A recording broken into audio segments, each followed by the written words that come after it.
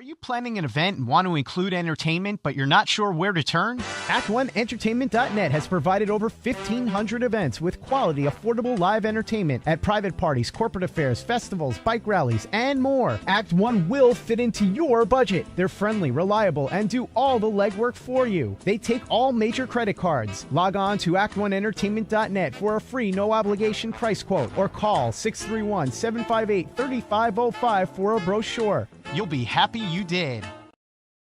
So then I said, Mr. Prime Minister, I'm flattered that you love chocolate, but I'm here strictly in a professional.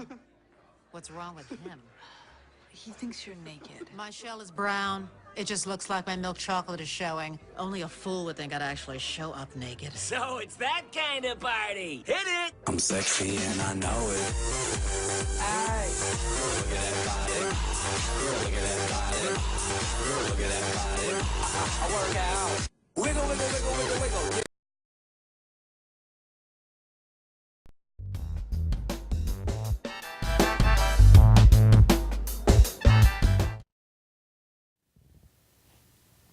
Welcome back to Body Shop TV. My name is Chella. And I'm the Body Mechanic NYC. And we're here with Teresa Hart and her beautiful family, who's the author of The Enemy in the Inner Me. I got it right. So Teresa, who's your beautiful family? Well, I first want to introduce my husband, Kevin Hart, for over 35 years of marriage. Beautiful. And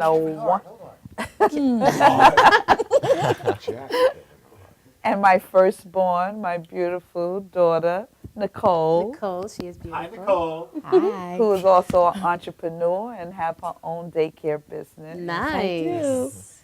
And my one and only son, Kevin Hart. He's Junior? Junior. He's a nice. senior in high school, getting ready to go to college to be a neuropsychologist. Wow, I'm impressed. Very nice. Well, welcome, family. Thank Hart you. family. Thank So, you. Mr. Hart, I have a question for you. When you learned of Teresa's diagnosis, how were you affected? Oh, here we go to the hotline. Hotline. Well, hotline. The first effect from that was to keep my faith. Mm-hmm. Teresa was not going to be known from her vision that we was up against a tough enemy. It was up to me to keep the strength, keep the faith, keep the fortitude alive. No matter how much it was beating me down on the inside, my wife had to see that her husband was quietly in control. And she had to feel the faith as well as to see the trust that the devil wasn't going to beat me down, that God was in control. What did you do for yourself to maintain that turmoil within? You know, you're trying to project a positive and supportive image to your wife, but yet you're full of pain within. How were you able to handle that? Through prayer. The first act that I went through was pray about it. Because if I allowed my physical nature to be bombarded by the news, it was automatically going to have a tragic effect on my effectiveness down the road. So I put it in God's hands, and he was able to exemplify me to put myself aside and put his faith first. Right on. Right on. And your son and daughter, how did you handle things? When you first heard the news about your mom? I think I hung the phone up on him. I was like, no, you don't. You don't have cancer. Oh, you were in denial. Yes. Okay. Not my mother. Why would she get that? You really hung up the phone on her? Yes. Yes, she did. Yeah. Wow. Yeah. She got back to work. Yeah, but it, You didn't believe it. my parents has really raised us where faith is really high. And if we crumble, that's going to be the end. So our faith was high. We prayed even more. We had some times where we cried because we didn't like to see mommy in pain. Right. You know, she had to get shots for her bones, and she was so fragile. It was we couldn't break down because she was already breaking down. We can't break down with her. we got to be the Chemotherapy. No, they gave me injection because they said by me taking chemo that the chemo eats at the marrow, Bone in marrow. your bone. Everything, So, brain tissue, everything. So they gave me an injection to multiply the marrow in my bones, which I was 48 years old. I didn't need to have that because I was still strong and healthy. And when they gave it, when they gave it to me, I looked like I was a 90-year-old woman. Because it kills you. It Yep, ate it does. my bones to the point of where I couldn't walk. I couldn't do anything. And when I went back to my doctor, you know, he said, Teresa, why you didn't call me? You know, every patient is different. You know, if you was in this much pain, but I said, I didn't know. I thought this was part of the process. And he was like, no. He said, everybody, you know, goes through cancer different and different medications for different people. He said, and you don't need it because what we gave you, it multiplied, showing that you really didn't need it because you're still a healthy woman. Wait a minute, these doctors don't communicate? No. No, they don't. Did they give you any kind of classes or orientations No. prior to? No. Like what to expect? No, no. My girlfriend Marguerite, my best girlfriend, who went through a mastectomy, basically helped school me and teach me about the whole process. And then I started learning as I, you know, went along. It's a process. Wow. And you must educate yourself because you will be a guinea pig. How long did you do chemotherapy for? I only had to go through 4 cycles, which was 3 weeks apart from each other, but I had 2 of the strongest kind, Cytoxan and Taxotere. When they first gave me the chemo, I went into cardiac arrest. Wow. They had to stop it right then and there and give me Benadryl so that I would not die, basically. I didn't know Because they didn't know, people who take chemo, you don't know what the side effects are because the person never had it. So you on strict watch when they're injecting the medication in you to see if you have any side effects and be ready in case you do. So they know by seeing your reaction or seeing what you go through, what works and what doesn't. Trial and error. Yeah. Unbelievable. That's why they call it practice. Wow. Junior, how did you handle the news about your mom? Well, since I was in 7th grade, I mean, it was hard for me since I was the youngest out of all of them. And, you know, my mom came in, I was playing my games. I was just finishing my homework. And, you know, my sister and my mom came in. My dad didn't come home from work yet. And, you know, they sat me down and, you know, they told me my mom said, I have cancer. And being young at that time, I was like, okay, well, you're not going to die, right? And, you know, the way she brought it to me as a warrior. And she said, we're going to get through this. And that's the motto with our family is no matter what obstacle, no matter what problem, you know, we all just, you know, we understand the situation and we just, you know, tighten our fist and we come together and we always come out on top. And that's what I admired most about your family. When you were on our radio show a couple of months ago, I was so impressed with the camaraderie, the unity of the family, especially the energy that your husband put out. Yeah. Especially, because that's your rock. That's my rock. That is my rock. I mean, only God and him know me in a personal and intimate way. You know, when I feel like I want to crumble or give up or it's too much, only him and God sees that. You know, other than that, everybody else see the strength in me, my faith, you know, in God. Because if it had not been for the Lord who was on my side, I wouldn't be sitting here today talking to anybody about anything, you know. But faith brought us a long way, and it's our foundation. It's how we was raised. You know, my mother and father, they're with the Lord right now, but I have 5 brothers, and I'm the only girl, even though they think they're the oldest, but I'm the oldest. And, you know, Kevin, mother, who is right now 80. You know, she always says she's 21. She throws me off, but I believe she's 85 years old, and I call her my guardian angel. Wow. And just the faith of her alone helps us rest, you know, like stand on her shoulders when we don't have the energy ourselves. That's awesome. Yeah. I'm so glad that we ran into you in my favorite restaurant on Mother's Day. I know, right? How ironic. Nothing happens by accident. You know that, right? Nothing. Nothing. My daughter said, she's coming over again. And she's bringing somebody else with her. That was the body mechanic. Teresa, talk about what inspired you to write a book. God. I mean, I don't want to blow God up, but I have to because this is how it happened.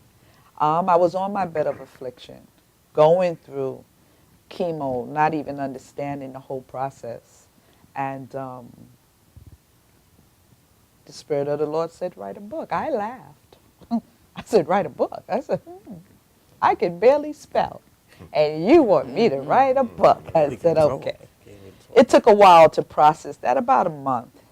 But then as time went on, I started writing little by little. And it was good in the beginning because I was able to document step by step, process by process, date by date, situation by situation, to give a raw understanding of what it really means to go through cancer.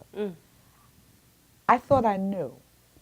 You know, we all have empathy for people when they're sick and when they're going through.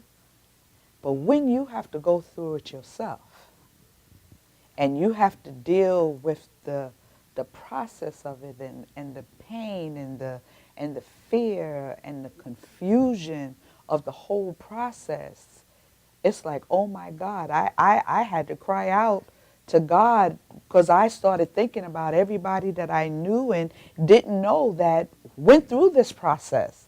And it's like, oh God, I just started praying for everybody and praying for their families and their loved ones because this is something to go through. I wouldn't wish this on my worst enemy, and I don't have any enemies, not that I know of, you know, other than the devil himself. But other than that, you know, it takes the strength of God and the support system of your family. I mean, not just my family, but my church family, my job, my community, you know, everybody. So you were comfortable in sharing your diagnosis with your circle of influence? Oh, yes. Because a lot of people that are diagnosed, they like to hide and keep it a secret because they're ashamed. Yeah. And that's a fearful thing right there. Because when you hold it into yourself, you don't get the help that you really need. And another key point right there is that I'm going to talk about the black woman. Right on. We as black women feel that we have to be so strong and we have to endure so much that we can't crumble under the pressure. That's right. So when we really need to reach out for help, we don't. Ladies, black women, we don't reach out for help. But we need to reach out for help to get the resources and the support that we need because it's out there. So we're going to take a quick break. And when we come back, I want to talk more with your beautiful daughter. Okay. We'll be right back. Okay.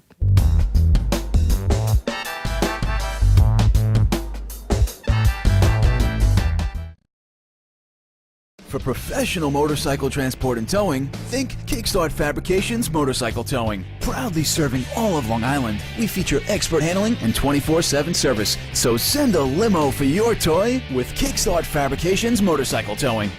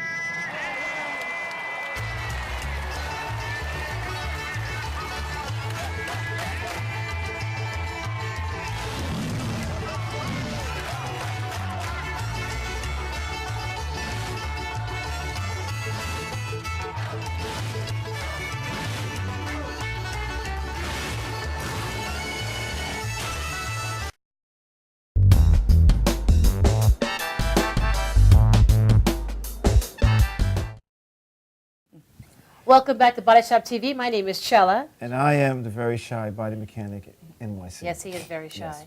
We're here with Teresa Hart, who's the author of The Enemy in the Inner Me. Yes, inner you. Inner me. Yes, me, you. You. Inner. The, Heart.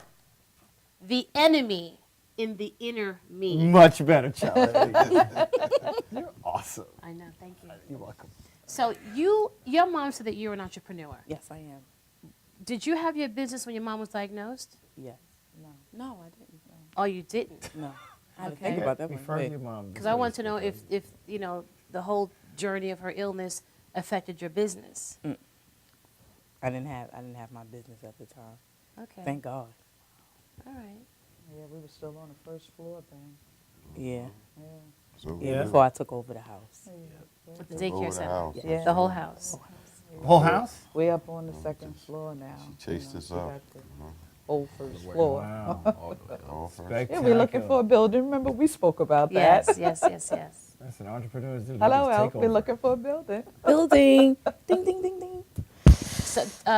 So your book, you wrote it because you found it therapeutic. Yeah. It's a great tool, a notebook for anyone going through Oh, yes. chemotherapy. Yes, one of my coworkers' husband was recently diagnosed with colon cancer.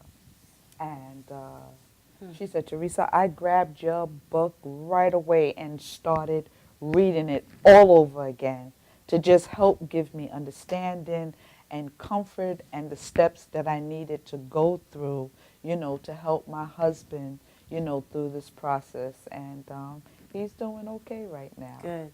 And the more I started writing the book, I realized that from a spiritual perspective, that this is the journey I needed to go down, to tell the story as raw as I did, because I was really up close and personal. This was definitely therapeutic for you. Oh, yes. Oh, yes, because in my quiet time while my son was at school and my husband and daughter was at work, I was home by myself. And at the time, my mom was alive, and my mom was living with us as well. And how ironic where I was diagnosed in August of 2008 with breast cancer, and in September of 2008, my mother was diagnosed with renal failure. So not only was I dealing, or the family was dealing with breast cancer, we was also dealing with my mother just getting a new diagnosis. So it was really, really challenging. So yes, the book was really therapeutic because I was able to write my thoughts and my feelings on paper at that moment. It means something at that moment because when somebody else read it, they can feel what you felt at that moment, most definitely. Yeah. Very nice. So, how old are you when you got diagnosed with I cancer? was 48. 48. Wow. And you said you did chemotherapy for how the length of time was 2 months? Basically, yeah. Yeah. Are you taking any drugs right now? No, just for high blood pressure. You take high blood pressure meds. Yeah. And sometimes I don't even take that because it doesn't seem to work. What are you taking? Metformin? What do you? Yeah, Macardis. Okay. You know, it's just the beginning stages, but thanks to my husband, who's also a health person, he gives me different vitamins to take, vitamin Bs, vitamin Ds, multivitamins, stuff like that. Awesome. Very good. Junior, after all that your mother's been through, what's your reaction to this? I think she's a hero. I mean, she was a hero. It was ironic because my English teacher at that time when I was in 7th grade, she had a project for us to do, and it was my hero, Miss Casper Newhart Part. And, you know, I was thinking, I was like, you know what? And then a thought hit me and I was like, well, of course, let me do my mom. And, you know, taking pictures of her. And, What was the writing. project again? It's called My Hero. Oh, okay. And you know, I presented it to the class and everything, and everybody was quiet the whole time. I had everybody's attention. I explained it so thoroughly. And my English teacher had a little tear in her eye, and she wiped it, and she was like, beautiful. And she asks me all the time now, by the way. She says, how's your mom? How's your mom? How's your mom? And she's a hero. I mean, at that time, when you're young, you always want to see inspiration, and it builds up throughout the years. So that's how that was my reaction. I put it into a PowerPoint, and then the next book is going to be part of hers. Very nice. You're writing another book. Yeah. Talk about the cover. This is a very interesting. That's a story all diagram. by itself. My daughter's friend, who is an artist, he was away at the time, but he knew that I was going through breast cancer. And I told him, I said, Junior, I need a cover for my book. And I gave him the title of the book on the phone. And about 6 months later, it came in a magazine in the original form, in chalk form, where if I smeared it, I would have messed it up. He said, be very delicate with it. And my daughter received it and ran upstairs with tears in her eyes. She said, Mommy, look at this. And when I saw the cover is when I knew that the book was birthed. That was reality. That I was really supposed to do this. Because how could he have put this together? We was thinking about the robe that I had on at the time was similar to the robe that he drew. And when you look at the picture... Your brother did this? No, a friend of my daughter's who's an artist. And it could be a black woman, it could be a white woman, it could be whoever looks at it, whatever you want that woman to be at the time. When his sister saw the work that he did, she said, this is the best work that my brother's ever done. And what is his name? His name is Junior Chandler. I said it wrong, You right? said it 100% always, wrong. Always wrong. 100% always wrong. I mean, he's in the book. Give us the right version. His name is Chalmers. Chalmers, right. Junior Chalmers. Is it the same thing? No, not the way Where's she that said Chandler? it. Is that Chandler? Then I if you told look, y'all I was cancer. then if you look at the book, it's the same side that she had the cancer on. Yeah. It's just weird. So y'all didn't tell him anything? I didn't tell him. I mean, my mother spoke to him on the Just phone. told him the title of the book. That's Didn't it. tell him the position where it was or anything. And the way that he drew it and the light shining, everything was on the same Wow, side. that's kind of eerie. Yeah, yeah. No, that's a good thing. Yeah, it's a I don't good mean thing, eerie, but like, still. Yeah, we are That's connected. why we knew Everyone's it was connected. just a divine connection. Just a divine connection. So, Mr. Hart, what kind of encouraging words do you want to give to other husbands that have gone through the same thing you've gone through? It's not about getting affected by the word cancer. It's all about having God treat you to treat your wife. God took control of my essence. It was very important for me to exclamate my vows in sickness and in health. Nothing will do us part. I wasn't going to allow the devil to wreck me because of an infirmary that God can heal. I had to put myself on the back burner. I had to examine my wife as she was going through, but I had to examine her with a medical eye and not a flirtatious eye. And I had to put so many things on the back burner and not allow myself to be induced the wrong way. Because assistance and faith was the first two parts of the menu. And I continued that. You have to have faith. Our women are precious, and we have to handle them as such. They are jewels in the Nile, and we have to be sure that we connect and stay connected. And that's what I did. Right on. Right on. There's Very a well part put. in the book I dedicate to my husband, and there was a challenging part that I had to write in the book regarding the sexual relationship, that people who go through breast cancer and go through cancer, it's a very traumatic experience because the partner suffers. And just like my husband said, if you're not connected and selfless, you're not going to be able to connect. And because of the love that we have for one another, we were still able to enjoy each other, lovemaking without lovemaking physically, but emotionally, you know, just having that mindset, just being there for one another. Because I said, God, please help me to explain this correctly so people that read it will understand. The medication and it takes everything away from you. As a woman, it dries you out. You're not able to feel no type of lubrication or anything. So sex, what is that at that time? You know, it's irrelevant because you cannot do anything because that's what the medication does. So once again, understanding what somebody that's dealing with cancer, breast cancer, ovarian cancer, the women that I met and seen in the clinic, in the hospital, going through cancer, it's torture. I can't put it no other way.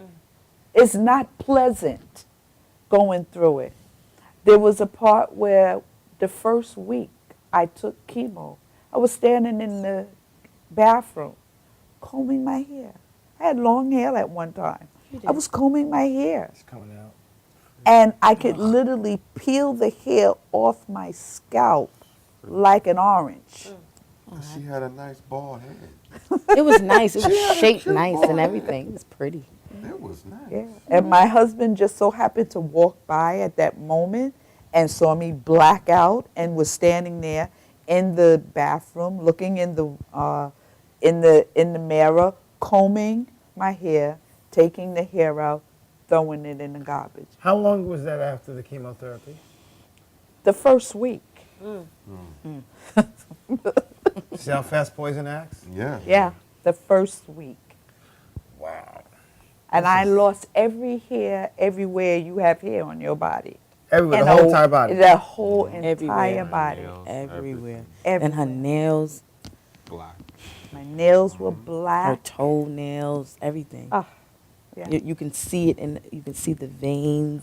You could see the black wherever there was a bruise on my body or wherever there had was the a cut needle. and That's heal. because your It's body a- can no longer protect itself because it completely destroys the immune response. Yeah. Everything. And I basically had to be isolated Because you when can't you're fall, you going can't through, move. your immune system is shot. That's right. You can catch anything Yeah. Cold and can kill you. everything. Yes. Right. Exactly. It's still Exactly. kind of it's still like that now. Yeah. No, I was gonna ask you some questions about Go that. ahead. But you continue about what you were talking about. We'll come back to that.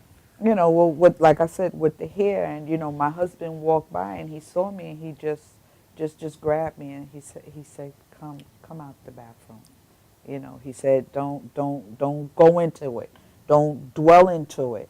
You know, it's going to be okay. And this is a funny moment because of going through. I needed some type of relief because I was in so much pain and I couldn't even stand to have a bra or a Touching shirt your skin. on or any because of, yes, exactly. So my husband, in his design way at the time, took a shirt, a short sleeve shirt, and cut 2 holes in it.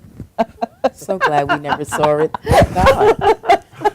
We never saw And as funny as it was, It was effective. it was effective. It works. And it just showed me he would do anything to make sure I'm comfortable. You know, I mean, I didn't save the shirt. I should have saved it and framed it, but that was the most funniest moment in my life, but the most comfortable. It's time because I was so sick. I couldn't stand any friction or anything like that. And he cut 2 holes in it. And I said, this looked like a hot mess. But it was comfortable. I'm glad that you were able to save your breasts. Me too. Me 3. Oh, okay. Yeah. Well. Yeah, because Very I fortunate. have seen Yeah. what it looks like. Mhm.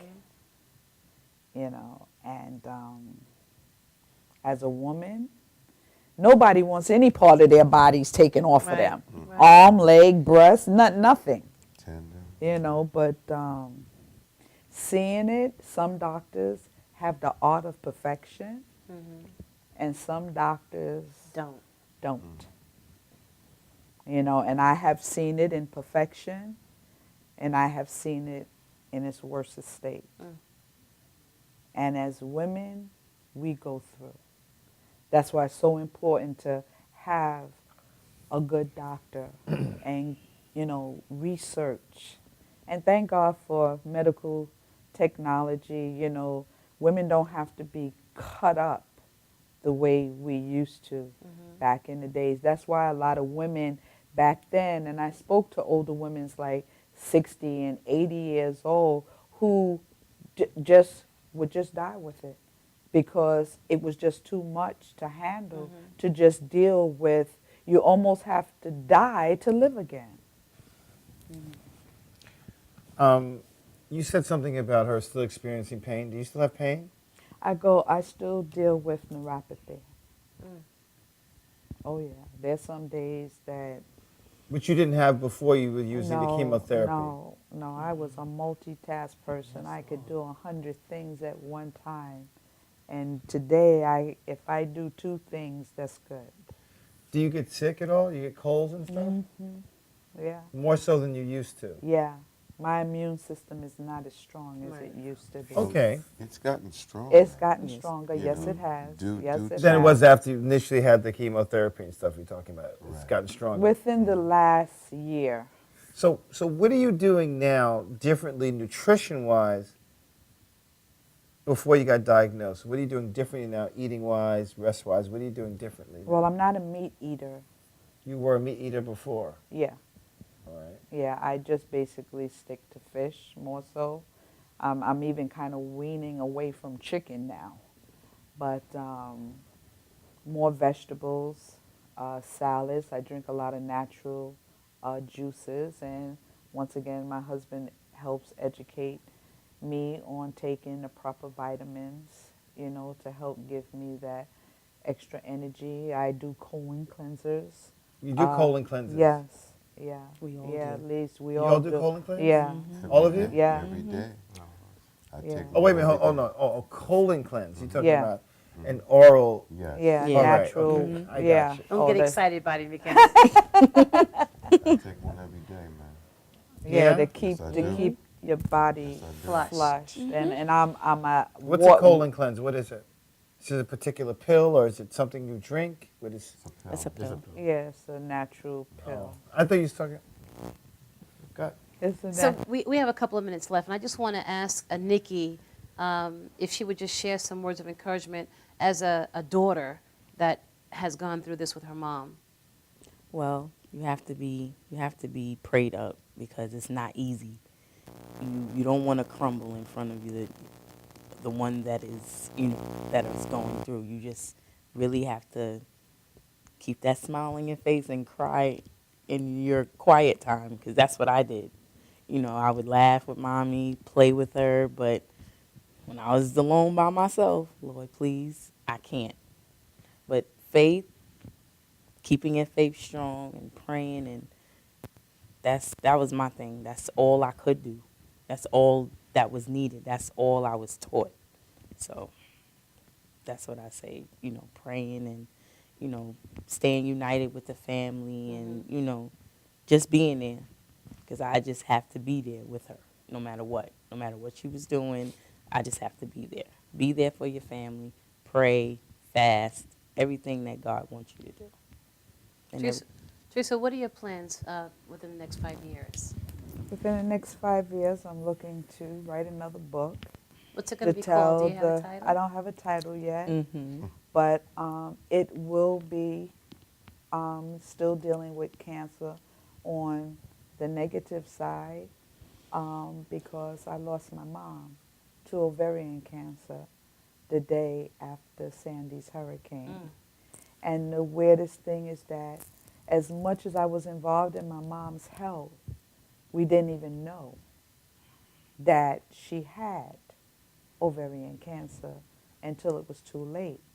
And by the time we found out, it just spread like wildfire. And when I asked them how much time I had with my mom, and they told me a week, I collapsed right there. And then just going through that process, you know, and understanding it on the other side of the coin, you know, losing somebody to cancer, and helping my daughter grow her business. Very nice. Yeah. Teresa, thank you so much for being with us tonight. Heart family, thank you. Big ups to you. Much love. Thank you. Big Thank hugs you. and kisses. Teresa, really quick, how can someone get your book? Go to Amazon.com. Amazon.com. You could get the book. Is $10.99 now, and on Kindle it's $5.99 because of the holiday. Okay. You could also go to my website, authorteresahart.com, and read the story. Thank you again. And thank you for joining us this evening at Body Shop TV. I am Chella. I'm the Body Mechanic NYC. Have a great week. Love hard and kiss long.